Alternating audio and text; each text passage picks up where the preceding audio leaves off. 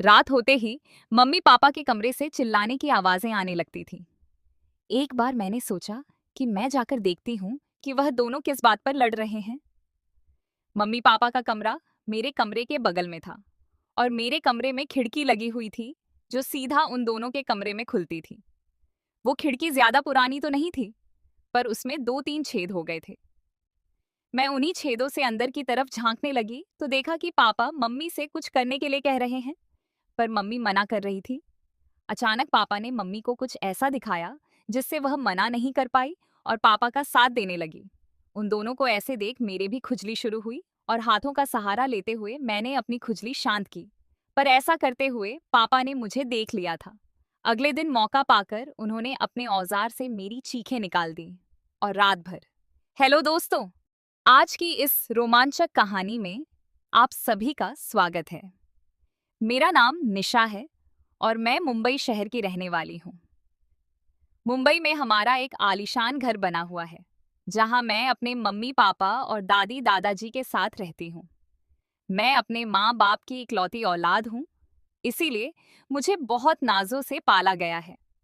मेरे mummy papa ने बचपन से ही मेरी हर जायज़ और नाजायज़ मांग को पूरा किया है, इसीलिए आप मुझे उनकी बिगड़ी हुई औलाद बोल सकते हैं।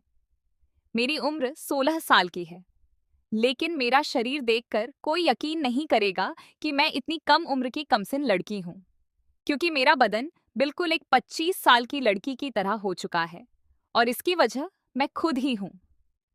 मुझे लेट नाइट पार्टी करने की आदत थी और यही वजह है कि 15 साल की उम्र से ही मुझे वह सब आनंद लेने की आदत पड़ गई थी।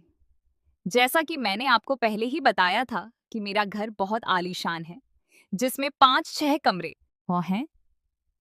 एक कमरे में मेरे मम्मी पापा रहते हैं, दूसरे कमरे में मेरे दादा और दादी जी रहते हैं, जिनकी उम्र अब बहुत ज्यादा हो गई है, तो वह दोनों अपना ज्यादातर समय अपने कमरे में ही बिताते हैं। तीसरे और सबसे सुंदर कमरे में मैं रहती हूँ। बाकी के कमरे खाली पड़े रहते हैं या जब भी कोई मेहमान आता है तो उनके लिए तैयार कर दिए जाते हैं। अब मैं अपने मम्मी पापा की बात करूं तो मेरे पापा की उम्र 40 साल है और मेरी मम्मी की उम्र 35 साल है। उन दोनों की शादी छोटी उम्र में ही हो गई थी, इसलिए वह दोनों काफी जवान दिखते हैं। मेरे पापा एक बहुत बड़े बिजनेसमैन हैं, जिनका ज्यादातर समय अपने काम में ही निकल जाता है। मेरी मम्मी वैसे तो बहुत जवान और खूबसूरत हैं, पर उनकी सोच पुराने जमाने की है। उनका ज्यादातर वक्त घर के कामों और अपने सास ससुर की सेवा करने में निकल जाता है। जितना मैंने अपने मम्मी पापा के रिश्ते को समझ पाया है, उससे एक बात साफ पता चलती है कि मेरी मम्मी मेरे पापा को समय ही नहीं दे पाती हैं। वह उनकी सारी जरूरतें पूरी नहीं कर पाती हैं और यही वजह है कि उन दोनों के बीच अक्सर लड़ाई होती है। एक रात की बात है कि हम सब खाना खाकर सोने के लिए अपने अपने रूम में चले गए थे कि तभी अचानक से मुझे मेरे मम्मी पापा के कमरे से लड़ाई की आवाजें आने लगी। उनका कमरा मेरे कमरे के पास ही था, इसलिए मुझे साफ साफ सुनाई दे रहा था और यह लड़ाई बढ़ती ही जा रही थी। दोस्तों, को ऐसा नहीं था कि आज वह पहली बार लड़ाई कर रहे थे, लेकिन मैं फिर भी जानना चाहती थी कि आज किस बात के लिए लड़ाई हो रही है।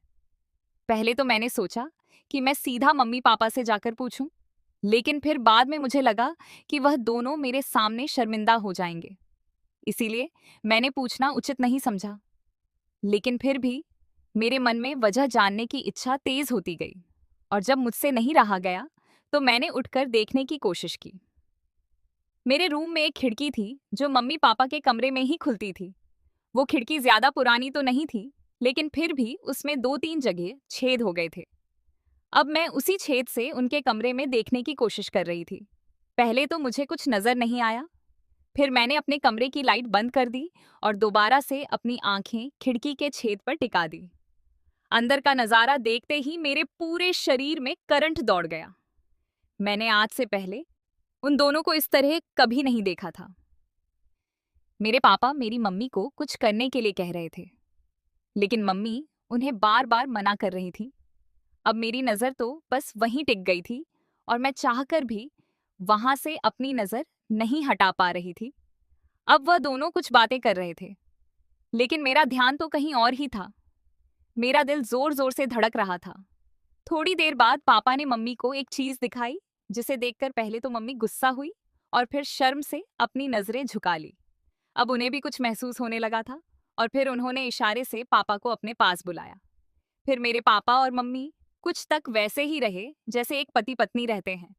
लगभग 1 से 2 घंटे के बाद मम्मी ने अपने आप को ठीक किया और लाइट बंद करके सोने के लिए लेट गई। अब उनके कमरे में बिल्कुल अंधेरा होने की वजह से मुझे कुछ नहीं दिख रहा था, तो मैं भी अपने बिस्तर पर जाकर लेट गई। इतना सब कुछ देख लेने के बाद मुझे नींद नहीं आ रही थी। मेरी आंखों के सामने वही सब चल रहा था जो कुछ देर पहले मैंने देखा था। मैं सोच रही थी कि काश मेरे पास भी कोई ऐसा होता जो मुझे भी इसी तरह अपने प्यार में डूबा देता। यही सब सोचते सचते मेरे भी खुजली होने लगी। फिर मैंने पहली बार अपने हाथों का सहारा लिया, क्योंकि इस समय खुजली मिटाने वाला कोई मिलता भी नहीं। पर उस वक्त मुझे ऐसा लगा जैसे कोई मुझे खुजली करते वक्त देख रहा था। मैंने उस बात पर ज्यादा ध्यान नहीं दिया और अपने पुराने किस्सों के बारे में सोचते सचते मैंने आधा घंटे खुजली की और जब थक के चूर हो गई तो बिना पट पहने सो गई। अगली सुबह मम्मी ने आवाज लगाई, निशा बेटा, उठो, सुबह के 7 बज चुके हैं। आज कॉलेज नहीं जाना है क्या? उनकी आवाज सुनकर अचानक से मेरी आंख खुली और मैं सीधा उठकर वॉशरूम चली गई। तो फिर से मेरी आंखों के सामने वही नजारा आने लगा। वो सब सोचते ही खुजली शुरू हो जाती थी। इस बार मैंने हैंड शावर की मदद से खुजली शांत की और फिर मुझे अच्छा महसूस हुआ।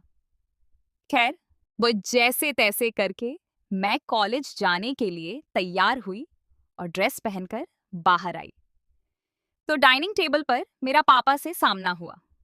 मैं रोज सुबह पापा को गुड मॉर्निंग विश करती थी, तो उस दिन भी मैंने पापा को उसी तरह विश किया और उनकी बगल वाली कुर्सी पर बैठकर नाश्ता करने लगी। थोड़ी देर में मेरे कॉलेज की बस आने वाली थी, इसलिए मैंने जल्दी से नाश्ता किया और बाहर आकर खड़ी हो गई। पर आज मेरा पापा को छोड़कर जाने का मन नहीं कर रहा था। कुछ सोच के मैं घर के अंदर आई और बहाना बनाया कि मेरे कॉलेज की बस निकल चुकी है। जब भी मेरी बस छूट जाती थी तो पापा ही मुझे स्कूल छोड़ने जाया करते थे। मेरी बात सुनकर मम्मी बोली, निशा अपने पापा से कह दो, वो तुम्हें स्कूल छोड़ आएंगे। मैं खुशी खुशी पापा के कमरे में गई, फिर और उनसे सारी बात बताई तो वह मुझे कॉलेज छोड़ने के लिए राजी हो गए। मैंने कहा, पापा जल्दी तैयार हो जाओ, मैं लेट हो आ रही हूँ। तो पापा बोले, तुम स्कूटी निकालो, तब तक मैं शर्ट पहन के आता हूँ। मैंने जल्दी से स्कूटी निकाली और बाहर खड़ी होकर पापा का इंतजार करने लगी। पापा अक्सर मुझे कार से कॉलेज छोड़ने जाते थे, लेकिन उस दिन मेरे कहने पर वो मुझे स्कूटी से लेकर जा रहे थे। दोस्तों, यहाँ तक तो मेरा प्लान सफल रहा था, लेकिन आगे के प्लान में थोड़ा खतरा था, पर मुझे यकीन था कि किसी तरह वह भी सफल हो जाएगा। मैं उनके पीछे बैठ गई और फिर हम कॉलेज की तरफ चल दिए। मेरा कॉलेज घर से लगभग 10 किलोमीटर दूर था। घर से कॉलेज के बीच का रास्ता लंबा था और सुबह का वक्त था तो रोड पूरी तरह सुनसान थी। जब हम घर से 5 किलोमीटर दूर निकल आए तो मैंने पापा से कहा, पापा अब स्कूटी मैं चलाऊंगी, रोड भी सुनसान है तो एक्सीडेंट का खतरा भी नहीं है। तो पापा ने परेशान होकर कहा, हाँ ठीक है, लेकिन हैंडल मैं ही पकड़ूंगा। अब मुझे मेरा प्लान कामयाब होता दिख रहा था। मैंने उनकी बात पर सहमति जता दी। पापा ने गाड़ी साइड में रोककर मुझे अपने आगे बैठाया और मेरी बगल में से अपने दोनों हाथ डालकर हैंडल पकड़ा और धीरे धीरे स्कूटी चलाने लगे। लेकिन अब मेरा ध्यान स्कूटी चलाने पर नहीं था, क्योंकि मेरा इरादा तो कुछ और ही था। इसी तरह मस्ती करते करते मैं कॉलेज पहुंच गई और कॉलेज में पहुंचते ही मैंने फिर से पापा को विश किया। मेरी इन सब हरकतों को देखकर पापा अब थोड़ा सा परेशान हो गए थे, क्योंकि इससे पहले मैंने आज तक ऐसी कोई हरकत नहीं की थी। मुझे कॉलेज छोड़कर पापा वापस घर की तरफ चले गए। कॉलेज में आने के बाद भी मेरे दिमाग में वही सब घूम रहा था।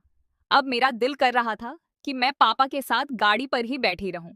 अब पता नहीं मुझे क्या हो गया था। ऐसा कौन सा तूफान मेरे अंदर उठ रहा था कि मैं अपने पापा के ही साथ ऐसा सब कुछ करने के लिए सोचने लगी थी। खैर, वे अब आगे बढ़ते हैं। फिर मैं अपने मन की इच्छा और मेरे मन में चल रहे तूफान को लेकर घर पहुंची। उस वक्त लगभग 2 बजे बज रहे थे और घर में दादा दादी के अलावा कोई नहीं था। मम्मी कहीं गई हुई थी और पापा अपने ऑफिस में थे। कॉलेज से आने के बाद मैं वॉशरूम चली गई और फ्रेश होकर बाहर निकली। मैं बहुत थक चुकी थी, इसलिए चुपचाप बेड पर लेट गई और कब मेरी आंख लग गई मुझे पता ही नहीं चला। जब मेरी आंख खुली तो शाम के 5 बजे रहे थे। फिर मैंने नहा धोकर कपड़े पहने और मैंने कपड़े भी उस दिन कुछ अलग दिखने वाले पहने थे।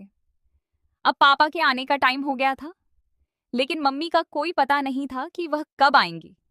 शाम के 7 बजे किसी ने डोरबेल बजाई तो मैं भाग के गई और दरवाजा खोला। मुझे पता था यह पापा के आने का समय है। दरवाजा खोलते ही पापा मेरी तरफ देख मुस्कुराए और बोले, बेटा, आज तो बहुत स्मार्ट लग रही हो।